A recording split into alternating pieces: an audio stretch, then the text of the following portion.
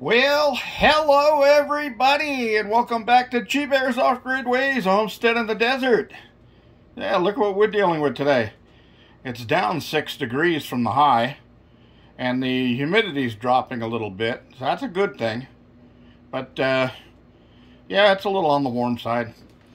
So, I gotta do a short video today, and if you'll just bear with me, pun intended, I'm going to try to get through this really quick, because I was also asked by some of my viewers to keep them up to date as to what was going on with my cell phone service and my data problems with trying to upload videos and so forth and so on.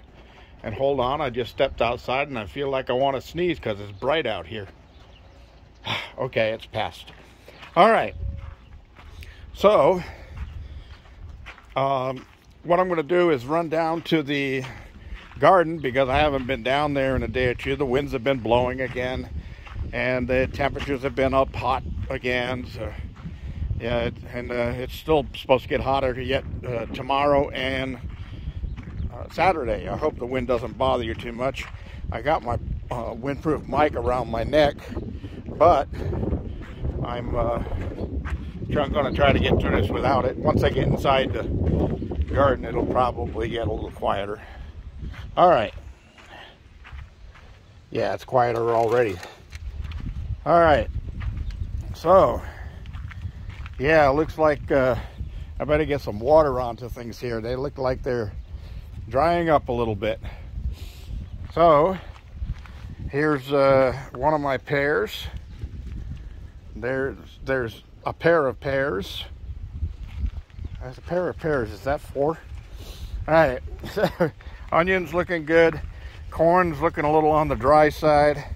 And yeah, I got some kernels growing down there, but not a lot, because before I could get all of the little seeds off of my tassels, the winds blew them all off. Horrible. Nasty winds. Nasty, nasty, nasty. All right, let's go through here. Let's see how things are doing. These are my cherry tomatoes, and it looks like we're going to be setting some tomatoes on here. All right, but it's suffering. It needs some water. This one over here is really going wild, and oh yeah, look at this. Look at the cherry tomatoes. I got a group of them here. I got a group of them there. And got a group of them there. Oh yeah, so it's doing its thing. And the boxcar willies over here, they're getting pretty big. And this this cherry tomato right here is taller than me now. Remember, it was 5 inches tall when I put it in the ground only four or 5 weeks ago. So yeah, that method with the eggshells, worm castings, coffee grounds, and basil seed seems to do a really nice job with tomatoes. They like that.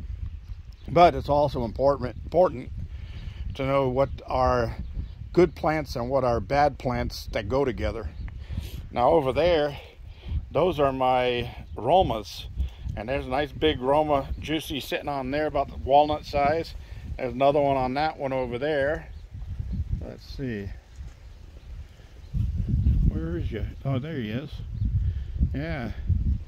So they're looking pretty good. And the grapes I got everywhere. So I got to get some water on all of this.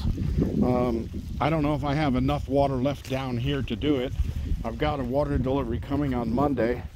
These are my Concord grapes. And let me zoom this back out again.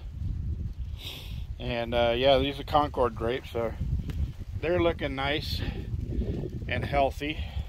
I got a few groups on there. And this is him up here already. He's taller than me too. And look at his beanstalk. Look at that, Jack. My magic beans, my butt. Look at that. He's grown up to the top of the 6-foot pole. And now he's trying to get over here and wrap around this one. So he can climb up higher. But yeah, there's some some string beans already on here, starting to show up. And this corn down here is looking good. See my mushrooms? I got mushrooms in here. Mushrooms keep popping up. But you know, mushrooms actually are a sign of healthy soil. So that's a good thing. And they also help the other plants communicate. And I don't know how they do that, but they do. I saw a thing on the news today that NASA just is starting to put together a team to investigate UFOs. Apparently, when that information that was brought to Congress about it, people started saying, okay, so they are real, so let's check them out. I've been saying they've been real for my whole life because I've seen them. I've seen them in broad daylight out here.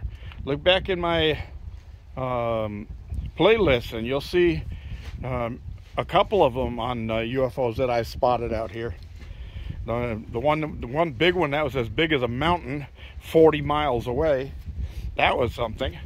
And then the other one where I was standing on my front porch and I saw this orb coming, bright light coming towards me, but there was no sound, absolutely quiet. And as it got right above my property, it split into 3 orbs and then shot straight up in the sky, disappeared. Pretty interesting. Oh yeah, all right. So it looks like I better get watering because even my apple tree in here is looking a little sad and dry. My peach tree's over there, so yeah, these apple trees definitely need some water. All right, everybody, I'm going to cut this off right now, and I'll let you know how my speeds go on the upload, because according to the engineers, this is the last thing that we could try. I just had a new SIM card put in over at the Verizon store today, and if that doesn't fix my speeds, my upload speeds here, then they say that it's going to be the phone, because they say they checked out their tower, and the tower that I'm connected to, there's nothing wrong with it. I think the guy that went out to check the tower was a lazy butt and never really got there, but what can you say? All right, that's it. Thanks for joining me. This is G-Bear reminding you, thumbs ups and subscribe. G-Bear signing off.